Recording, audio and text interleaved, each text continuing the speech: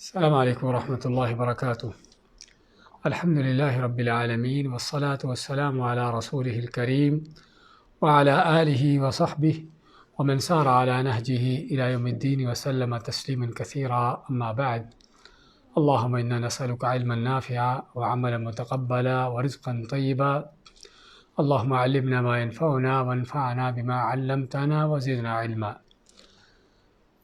ابھی ہم انشاءاللہ اللہ کے فضل و توفیق سے سیرت النبوی کا درس لیں گے، جس میں ہم نے سابقہ درس میں جنگ احد کے بعد کے جو غزوات اور حادثات جو پیش آئے ہیں کچھ ان کا ذکر کیا تھا، جس میں 2 بڑے حادثے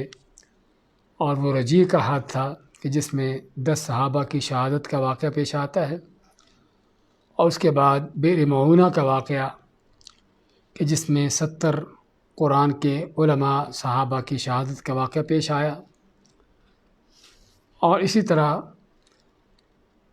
اس کے بعد بنو النضیر جو مدینہ کے 3 یہودیوں کے قبائل میں سے قبیلہ تھا، ان کو مدینہ سے جلا وطن کرنے کا واقعہ پیش آیا، تو اس کا ہم نے ذکر کیا تھا۔ اور اسی طرح غزوہ بدر دوم کے نام سے ابو سفیان نے جو وعدہ کیا تھا احد میں کہ اگلے سال ہم جنگ کے لیے آئیں گے،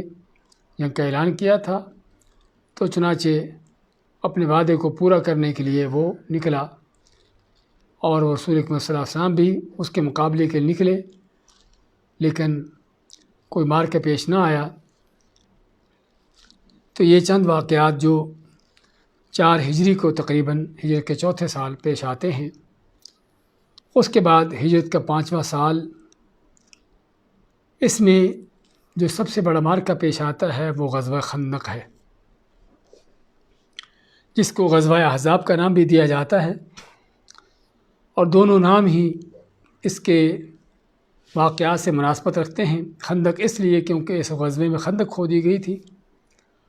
اور احزاب اس لیے کہ اس میں مختلف کافروں کے جماعتیں ان کے گروہ جو ہے اکٹھے ہو کر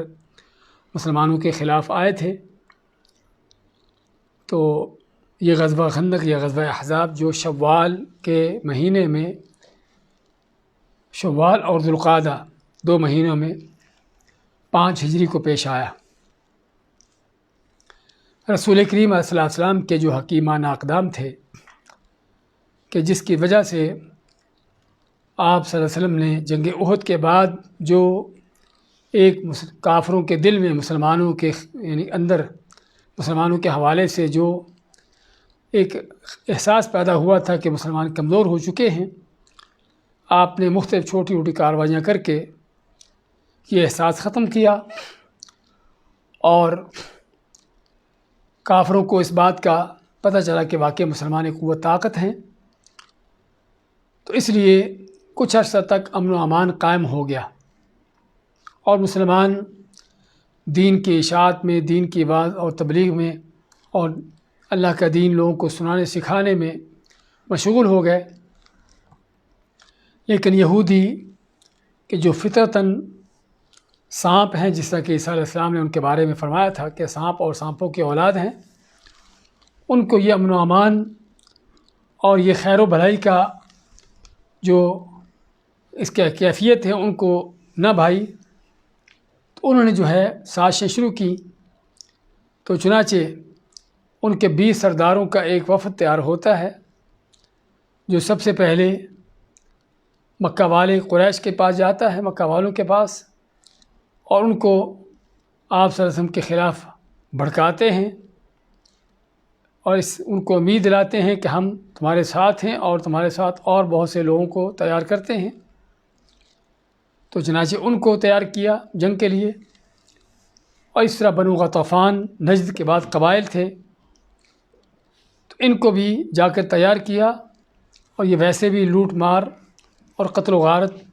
اس طرح کے ان لوگوں کی فطرت ان کے انداز سے ان کو تیار کیا، اور خود بھی یہودی جو ہے خیبر سے اپنی منظم ایک جماعت لے کر جو ہے مدینہ پر چڑھائی کی۔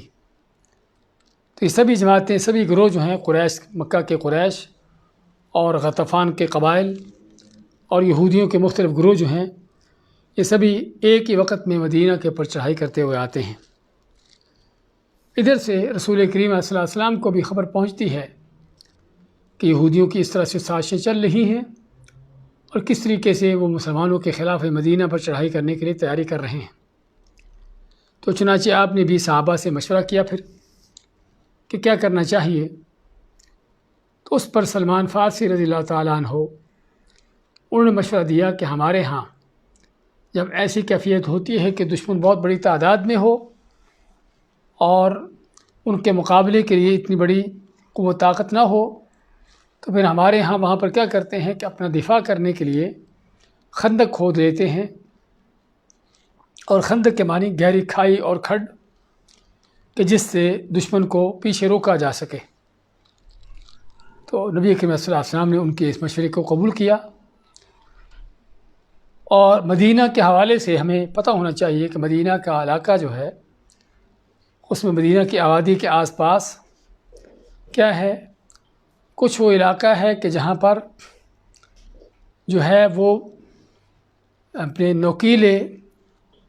اور سنگلاخ قسم کے پتھر ہیں جن کو حرہ کا نام دیا جاتا ہے۔ یعنی حرہ کا معنی کہ وہ پتھر، وہ چٹانیں جو لاوے سے پکی جلی ہوں، ان کو دیکھنے سے ایسے معلوم ہوتا ہے کہ جیسے کسی وقت میں یہاں پر کو بہت آگ جلی ہو اور اس آگ کی شدت حرارت سے یہ پتھر پھٹے ہوں اور اس انداز سے جلے ہوں۔ تو مدینہ کے آس پاس کا کافی علاقہ اس طرح کا ہے، اور یہ حرہ کا نام کا جو علاقہ ہے اس طرح کے پتھروں والا، نوکیلے اور پتھروں والا، اس میں کسی کا چلنا ممکن نہیں ہوتا، یعنی حتیٰ کہ فوج کا یا لشکر کا چلنا تو بہت دور کی بات، حتیٰ کہ عام آدمی کا اکیلے کا بھی چلنا مشکل ہوتا ہے۔ تو اس لیے مدینہ کے آس پاس یہ علاقہ جس سے مدینہ ایک محفوظ جگہ بنی ہوئی تھی، لیکن کچھ وہ جگہ تھی جو ہموار تھی اور اس طرح کے پتھر وہاں پر نہ تھے۔ تو چنانچہ آپ نے پھر صحابہ سے مشورہ کیا، اور جن جگہوں پر خندق کھود کر دشمن کو روکنے کی ضرورت تھی تو وہاں پر آپ نے پھر خندق کھودنے کا پروگرام بنایا، اور ہر 10 آدمیوں کو 40 ہاتھ خندق کھودنے کا کام سونپا گیا، اور خود بھی نبی کریم علیہ السلام اس کام میں لوگوں کے ساتھ شریک رہے۔ اور اس خندق کھودنے میں کافی مشکلات بھی پیش آئیں، کیونکہ مدینہ کا علاقہ جس طرح ہم جانتے ہیں کہ پتھریلا علاقہ ہے اور سنگلاخ پہاڑی چٹانیں ہیں کہ جن کو توڑنے کے لیے ایک سخت محنت مشقت کی ضرورت تھی، اور مزید اس کے ساتھ یہ بھی کہ شدید سردی کا وقت بھی تھا، اور مسلمان ان کی معیشت جو ہے اس میں بھی بہت کمزور تھے، کھانے پینے کو کچھ نہ پاس تھا، حتیٰ کہ لوگوں نے پیٹ پر پتھر باندھے ہوئے تھے۔ اور جب نبی کریم علیہ السلام نے آپ سے انہوں نے شکایت کی اپنی بھوک کی، فقر و فاقے کی، اپنی اس تنگ دستی کی، تو آپ نے اپنے پیٹ پر 2 پتھر دکھاتے ہوئے اپنا آپ پیش کیا کہ اگر تم نے 1 باندھا ہے تو میں 2 باندھ رکھے ہیں بھوک کی شدت سے۔ تو یہ ان حالات میں یہ واقعہ خندق کا پیش آتا ہے، اور لیکن اللہ تعالیٰ جس قدر بندے اللہ کی راہ میں قربانیاں دیتے ہیں، جس قدر مشکلات کا سامنا کرتے ہیں، اور جس قدر اللہ کے دین کی خاطر ہر طرح کے خطرات مول لیتے ہیں، اسی قدر اللہ تعالیٰ بھی اپنے بندوں کی مدد کرتا ہے، دشمنوں کے خلاف بھی، ان کے حوصلے بڑھانے کے لیے بھی، اور ان کے مادی طور پر بھی ان کی تعاون کرتا ہے ان کے معاملات کو حل کرنے کی۔ تو چنانچہ اس غزوہ خندق کے دوران ایسے معجزات پیش آتے ہیں، ایسی عظیم نشانیاں نبی کریم صلی اللہ علیہ وسلم کی پیش آتی ہیں کہ جس سے پتہ چلتا ہے کہ آپ صلی اللہ علیہ وسلم کی ہستی کیا تھی اور کس طرح اللہ تعالیٰ کی مدد نصرت آپ کے ساتھ تھی۔ چنانچہ انہی واقعات میں سے ایک واقعہ جابر بن عبداللہ رضی اللہ تعالیٰ کا ہے جو صحیح بخاری میں ہے کہ آپ صلی اللہ علیہ وسلم کی جب بھوک کی شدت دیکھتے ہیں تو اپنے گھر میں جاتے ہیں، آپ اپنی بیوی کو ذکر کرتے ہیں کہ اللہ کے نبی صلی اللہ علیہ وسلم کو اس قدر شدید بھوک میں دیکھا ہے تو چنانچہ بکری کا ایک بچہ تھا ان کے پاس، اس کو ذبح کرتے ہیں اور بیوی کو کہتے ہیں، کچھ جو تھے تھوڑے 1 سا کے قریب، ان کو پیستی ہے اور یہ 5-6 آدمی یا 4-5 آدمی کا کھانا تیار ہوتا ہے، 5 آدمیوں کا۔ تو جابر بن عبداللہ جا کر آپ صلی اللہ علیہ وسلم کو سرگوشی کرتے ہیں اور کہتے ہیں کہ اس طرح چند آدمی کے لیے کھانا ہے، تو آپ اپنے لیے اپنے ساتھ چند آدمیوں کو لے کر آئیے اور کھانا کھا لیں۔ لیکن آپ نے دیکھا کہ آپ اکیلے ہی بھوکے نہیں ہیں، صرف چند آدمی نہیں بلکہ پورے خندق کھودنے والے ہی اسی بھوک کا شکار ہیں۔ تو ناممکن تھا کہ نبی رحمت خود جو ہے پیٹ بھرتے کھانا کھاتے اور آپ کے صحابہ جو ہے وہ بھوکوں بیٹھے ہوتے۔ تو آپ اعلان کرتے ہیں خندق والوں کے لیے کہ جابر نے تمہاری دعوت کی ہے، تو سبھی کے سبھی کو لے کر آپ ان کے جابر کے گھر میں آتے ہیں، اور یہاں پر تاریخ کا وہ عظیم معجزہ پھر دیکھا جاتا ہے کہ صرف 5-7 آدمی کا جو کھانا ہے وہ 1000 سے زیادہ لوگ کھاتے ہیں،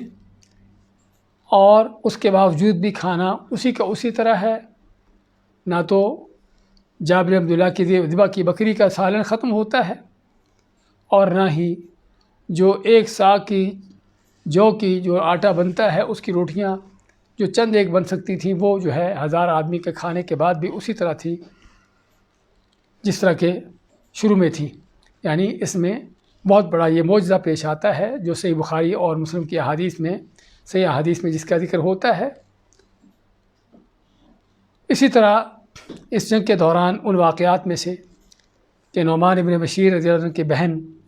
اپنے باپ اور ماموں کے لیے ہتھیلی بھر میں کچھ کھجوریں لے کے آتی ہیں ان کی بھوک مٹانے کے لیے، تو آپ نے ان کی کھجوریں لے کر ایک کپڑے پر ان کو پھیلا دیا، بکھیر دیا، اور لوگوں کو دعوت دی، سبھی خندق والوں کو دعوت دی کہ وہ آ کر کھائیں۔ تو لوگ کھجوریں کھا کر اپنے پیٹ بھر کر چلے جاتے، اور کپڑا جو ہے اس سے کھجوریں باہر گر رہی ہوتی، اس قدر کھجوریں جو ہیں بڑھ جاتی ہیں۔ اس انداز سے اللہ تعالیٰ ان کے کھانے کے انتظامات کرتا ہے مختلف طریقوں سے۔ اور جہاں تک خندق کی کھدائی کا معاملہ ہے، وہ سخت چٹانیں جو پیش آتی ہیں ان کا بھی پیش آنا مسلمانوں کے لیے خیر و برکت کا رہا۔ تو چنانچہ کبھی ایسی چٹان کو پیش آتی جو لوگوں سے نہ ٹوٹ پاتی، تو نبی کریم علیہ السلام کو بلایا جاتا، آپ اس پر کدال مارتے، کبھی وہ بھربھری مٹی بن جاتی اور کبھی اس کا ٹکڑا ٹوٹتا، اور ٹکڑا ٹوٹنے والا نبی کریم علیہ السلام اس کے ساتھ بشارت دیتے لوگوں کو۔ کس چیز کی بشارت؟ خوشخبری دیتے کہ کیسر و کسریٰ جو اس وقت کی سب سے بڑی سلطنتیں تھیں، بڑی پاورفل اور طاقتور تھیں، ان کے فتح ہونے کی بشارت دیتے، یمن کے فتح ہونے کی بشارت دیتے۔ تو اس انداز سے یہ بشارتیں، یہ خوشخبریاں اللہ تعالیٰ مسلمانوں کو ان مشکل ترین حالات میں سنا رہا تھا۔ اور یہاں پر اگر کسی چیز کا پتہ چلتا ہے تو یہ ہے کہ رسول کریم صلی اللہ علیہ وسلم کا اللہ پر کس قدر ایمان ہے، اور صحابہ کرام کا آپ اللہ کی ذات پر کس قدر پختہ یقین ہے، کہ حالت یہ ہے کہ پیٹ میں کوئی ڈالنے کو لقمہ بھی نہیں ہے، دشمن نے چاروں طرف سے گھیرا کیا ہے، اور جس طرح کہ اللہ تعالیٰ فرماتا ہے بلغت القلوب الحناجر واذ زاغت الابصار وبلغت القلوب الحناجر، کہ جب دشمن اذ جاؤکم من فوقکم ومن اسفل منکم، کہ دشمن تمہارے پاس ہر طرف سے آ گیا، اور اس قدر ہیبت چھا گئی کہ کلیجے منہ کو آئے ہوئے تھے اور آنکھیں پھری ہوئی تھیں، اور لوگ اللہ کے بارے میں طرح طرح کے گمانوں کا شکار ہو رہے تھے۔ اللہ ہنالک ابتلی المؤمنون، ہاں یہ وہ جگہ تھی، یہ وقت تھا کہ جب مومنوں کو مسلمانوں کی بہت بڑی آزمائش کی گئی، وزلزلوا زلزالا شدیدا، اور ان کو بہت شدید زلزلوں سے ہلا دیا گیا۔ یعنی کہنے کا مقصد کہ بہت شدت کی حالت اور بہت مشکل ترین حالات، لیکن ان حالات میں بھی اللہ کے نبی صلی اللہ علیہ وسلم دنیا کی سپر پاوروں کے فتح ہونے کی بشارتیں، خوشخبریاں دے رہے ہیں۔ مادہ پرست آدمی جس کی نظریں صرف دنیا کے وسائل تک ہوتی ہیں، وہ تو ایسی باتیں سن کر کہے گا کہ یہ تو کسی پاگل کی باتیں ہیں، نعوذ باللہ، کیسے ہو سکتے، کیسی باتیں ہیں کہ کلیجے منہ کو آئے ہیں، دشمن نے چاروں طرف سے گھیرا ہوا ہے، उससे बचने का कोई रास्ता नज़र नहीं आ रहा और दुनिया के सुपर पावरों के फ़तह होने की बशारतें दी जा रही हैं। हाँ, ये दुनिया के मादा परस्त लोगों को इस तरह की बातें समझ नहीं आती। ये समझ उसी को आती है कि जिसका अल्लाह पर यकीन कामिल होता है, जिसका अल्लाह पर अपने ईमान मुकम्मल सही होता है, उसको पता है कि मेरा ईमान उस रब पर है कि जो रब चाहे तो ख़ुद ही एक लम्हे से पहले दुनिया भर के इन सारे तागूतों, काफिरों, ज़ालिमों को रगड़ दे, उनको मिलिया मेट कर दे। तो इसलिए एक मोमिन मुसलमान का ताल्लुक़ अपने रब के साथ होता है। वो इस तरह के हालात में ज़ाहिरी वसाइल को नहीं देखता कि मेरे पास क्या है, मैं क्या कर सकता हूँ। उसका देखता है तो अपने रब का ईमान को देखता है कि मेरा ईमान उस रब पर है। कल्ला इन्न माई रब्बी सयहदी, कि हरगिज़ नहीं, मेरे साथ वो रब है कोई जो यहाँ भी रास्ता दिखाएगा। तो ये वो अजीम मोजज़ात पेश आते हैं कि जो एक मुसलमान के ईमान को ताज़ा करते हैं कि वाकई मोमिन कौन होता है, मुसलमान का ईमान यकीन अल्लाह पर कैसा होता है। तो बात कर रहे थे इसमें, यानी कि ये इस तरह के मोजज़ात पेश आते हैं और उधर से मक्का के, यानी कि काफ़िर मुशरिक भी और गतफ़ान के कबाइल भी और ये सारे मुशरिक यानी कि मदीना पर चढ़ाई करते हुए आते हैं कि जिनमें 4000 काफ़िरों मक्का के मुशरिकीन का, कुरैश का लश्कर था, और इसी तरह गतफ़ान जिनके 6000 के करीब लश्कर था, इन 10,000 ये हो गए और यहूदी उनके अलावा थे। तो इन्होंने चारों तरफ से मदीना के दरो दीवार तक आ पहुँचे। तो उस वक़्त जो है जब आगे बढ़ते हैं हमला करने के लिए, तो क्या देखते हैं कि एक अजीब उनको चीज़ नज़र आती है, और वो क्या है कि वो खंदक जो उनके और मुसलमानों के दरमियान है, हाँ, ये वो चीज़ थी कि जिसका कभी उन्होंने तसव्वुर भी न किया था और कभी ऐसी चीज़ देखी भी न थी। इसलिए अबू सुफियान ने जब ये खंदक देखी तो क्या कहता है, तिलका मकीदतुन मा अरफ़हा अरब, हाँ, ये वो चाल है कि जिसको अरब के लोग जानते ही न थे। तो चुनाचे अब वो खंदक पार करने के काबिल न थे, क्योंकि एक तो गहरी खंदक थी कि जिसके अंदर से होके गुज़रना मुश्किल था, और दूसरी तरफ मुसलमान भी उन पर मुसलसल तीर पत्थर बरसा रहे थे कि ताकि वो खंदक के करीब न फटके और ना ही उसको जो है किसी तरीके से पार करने का उनका रास्ता मिल सके। तो चुनाचे मुशरिकीन ने फिर क्या किया, मदीना का मुहासरा कर लिया चारों तरफ से। तो ये था काफिरों की तरफ से हमला मदीना के ऊपर, और उधर से उन्होंने क्या किया, साथ ही एक बहुत बड़ी जो साजिश की वो क्या थी कि मदीना के अंदर जो यहूदियों के एक ही कबीला बाकी रह गया था, बनु कुरैज़ा, उन्होंने भी अपने साथ मिला लिया, और इस अंदाज से अंदर भी दुश्मन और बाहर भी दुश्मन। अब काफिरों की कोशिश थी यानी कि आने वाले हमलावरों की कि कोई ना कोई रास्ता मिले कि जिसमें मदीना में दाखिल हो सकें। तो उनकी दिन रात ये कोशिश जारी रही, हत्ता कि उनके कुछ शहसवारों को, जिसमें अम्र इब्न अब्द वुद हैं और इकरमा इब्न अबी जहल है और ज़िरार इब्न ख़त्ताब, उनके साथ कुछ लोग, उन्होंने खंदक का एक जगह से उसको पार करने पर जो है वो कामयाब हो जाते हैं और मुसलमानों के दरमियान का चक्कर काटते हैं। तो सैयदना अली रज़ियल्लाहु ताला अन्हु कुछ मुसलमानों को अपने साथ लेकर उनके मुकाबले पर आते हैं, और जहाँ से उन्होंने खंदक पार की थी वहाँ पर जाकर उनका रास्ता बंद कर देते हैं, और फिर अम्र इब्न अब्द वुद के साथ जो है मुबारज़त करते हैं, मुकाबला करते हैं, हत्ता कि उसको कत्ल करते हैं। और इसी तरह नौफल बिन अब्दुल्ला जो तीसरा उनका साथी था, वो भी खंदक पार करते हुए कत्ल हो गया, और इस चीज़ ने काफिरों पर बहुत रोब डाला। उनका एक अम्र इब्न अब्द वुद बहुत बड़ा बदमाश था, उसका कत्ल होना, इस तरह बाद दूसरे लोगों के कत्ल होने से उनके हौसले जो है और टूटना, कमज़ोर होना शुरू हो गए। तो इस अंदाज से इन हालात में जो है ये ग़ज़वा पेश आता है, जिसने बताया है कि बनु कुरैज़ा ने भी गद्दारी की, और उनकी गद्दारी की तफ़सीलात इस तरह से کہ اصل تو یہ تھا کہ مسلمانوں کے ساتھ ان کو مل کر مدینہ کا دفاع کرنا تھا، جو کہ معاہدہ تھا۔ یہ کہ بنو نذیر کا سردار حیی بن اخطب وہ آتا ہے بنو قریظہ کے سردار کعب بن اسد کے پاس، اور آ کے اس کو طرح طرح کے چکمے لالچ دیتا ہے، اور حتیٰ کہ اس کو مجبور کر دیتا ہے یا اس کو آمادہ کر دیتا ہے مسلمانوں کے خلاف غداری پر۔ تو چنانچہ یہ غداری ہوتی ہے جس کا رسول کریم صلی اللہ علیہ وسلم کو بہت رنج ہوتا ہے۔ آپ نے جب کچھ صحابہ کو تاکید کرنے کے لیے بھیجا تو ان صحابہ نے بھی دیکھا کہ یہودی کس قدر اپنی خواستوں پر اترے ہوئے ہیں اور طرح طرح کی گالیاں بک رہے ہیں اور دشمنی کا اعلان کر رہے ہیں۔ تو اس پر آپ صلی اللہ علیہ وسلم کو اس بات کا کافی دکھ ہوا، اور ان صحابہ نے آ کر آپ کو کہا کہ عدل وقارہ،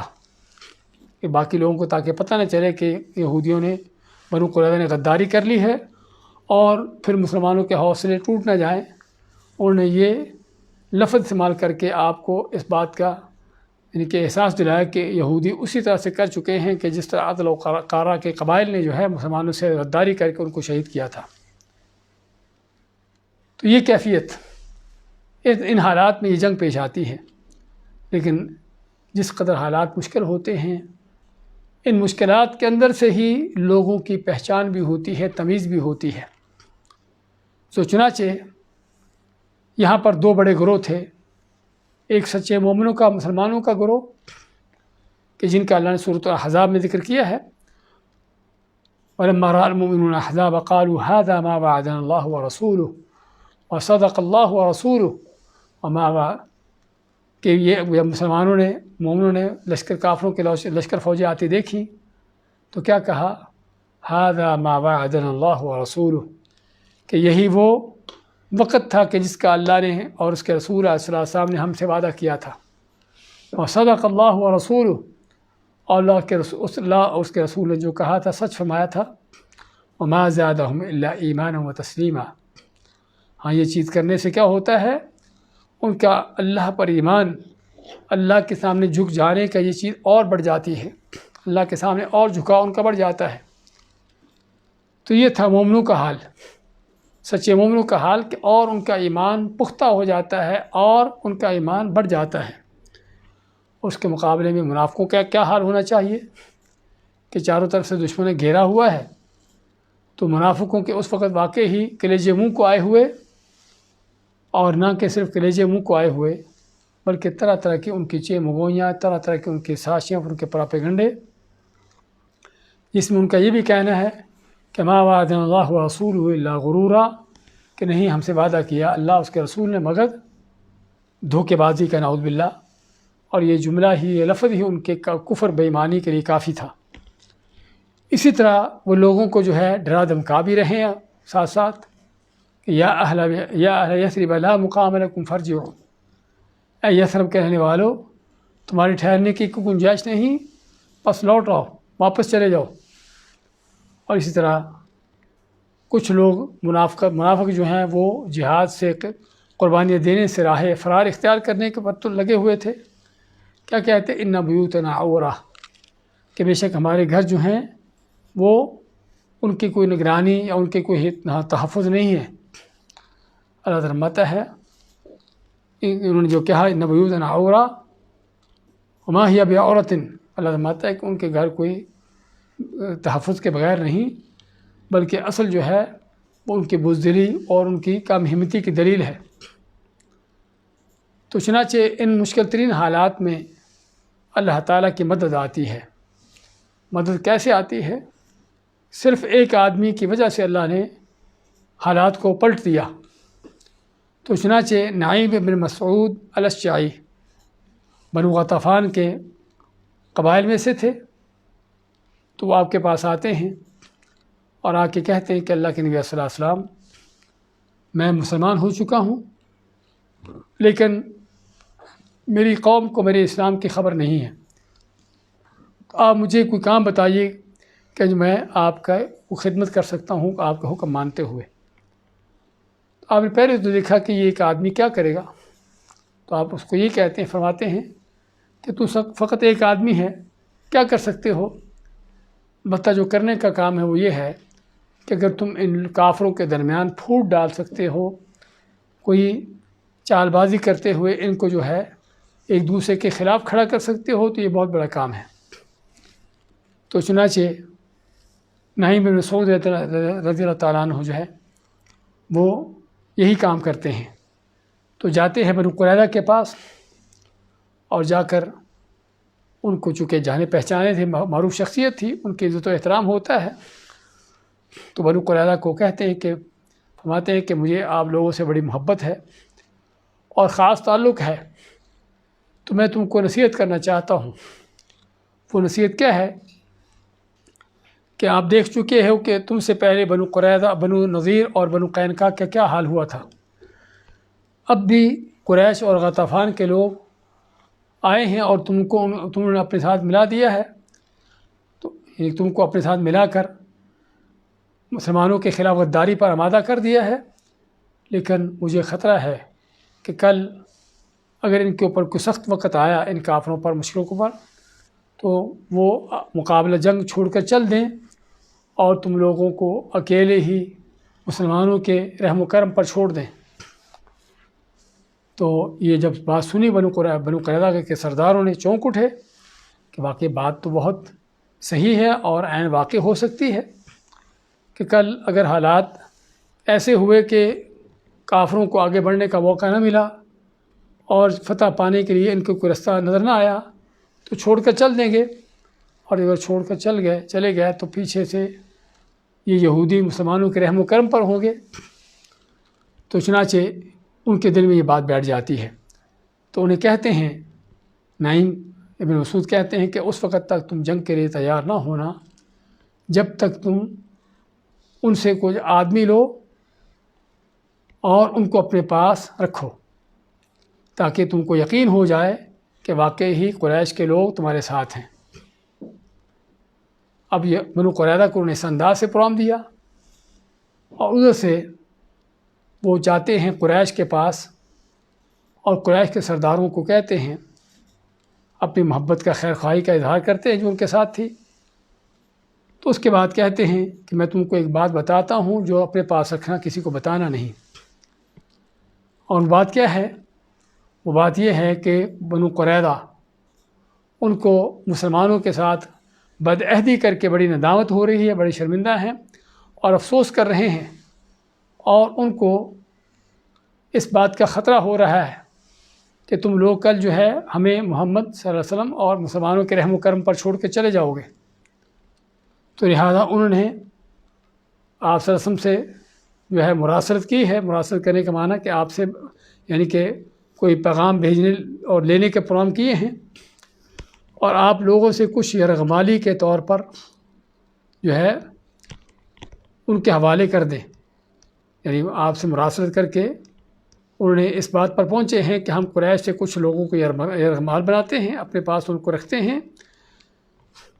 اور اپنا تعلق جو ہے انہوں نے مسلمانوں سے جو ہے صحیح کر لیا ہے۔ تو یہ بات جب کرتے ہیں تو بنو غطفان کے لوگ بھی اور بنو قریش کے لوگ بھی چکنا ہو جاتے ہیں کہ واقعی ہی کوئی سازش ہو رہی ہے۔ تو اس وجہ سے کیا ہوتا ہے کہ ابو سفیان اب جب دیکھتا ہے کہ معاملات بگڑ رہے ہیں تو اس نے بنو قریظہ کو پیغام بھیجا کہ کل ہی ہم حملہ کرنے والے ہیں، تو تم لوگ تیار ہو جاؤ۔ تو بنو قریظہ کیا کہتے ہیں آگے سے کہ کل کا دن ہفتے کا دن ہے، اور اس دن میں ہمیں کوئی اس طرح کے کام کرنے سے منع کیا گیا ہے، اور دوسرا یہ کہ جب تک آپ ہمیں کچھ اپنے آدمی یا رغمال کے طور پر نہ دو گے تو ہم جنگ میں شرکت نہ کریں گے۔ تو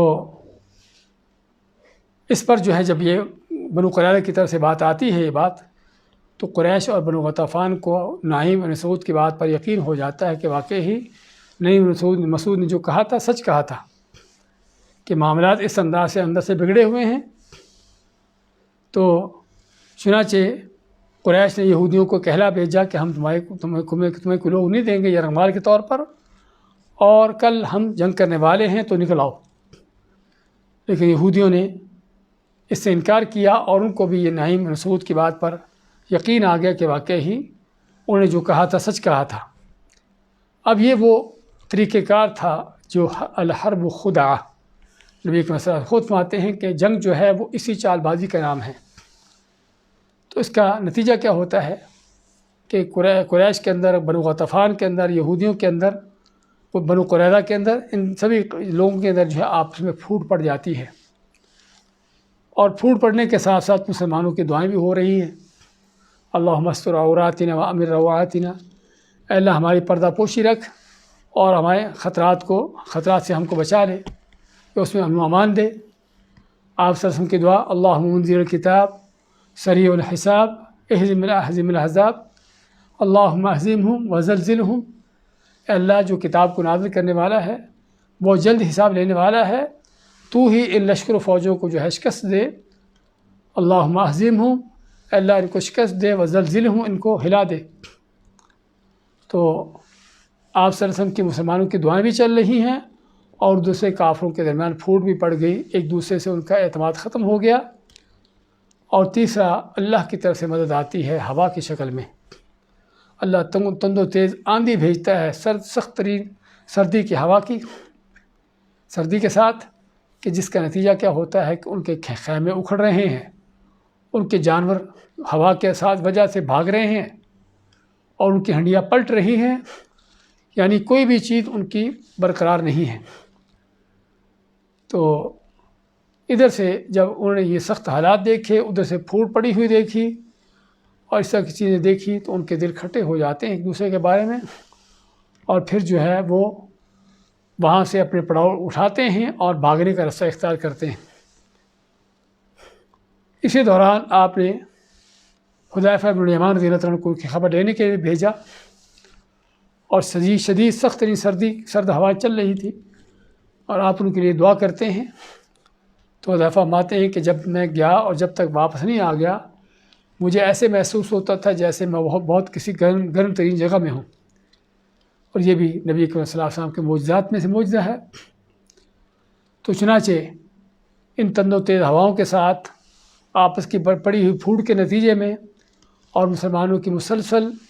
ان پر حملہ آوری ہونا، اس طرح کے معاملات کی وجہ سے اس کا نتیجہ کیا نکلتا ہے کہ مکہ کے مشرکوں کے بھی اور دوسرے کافروں کے بھی حوصلے ٹوٹ جاتے ہیں،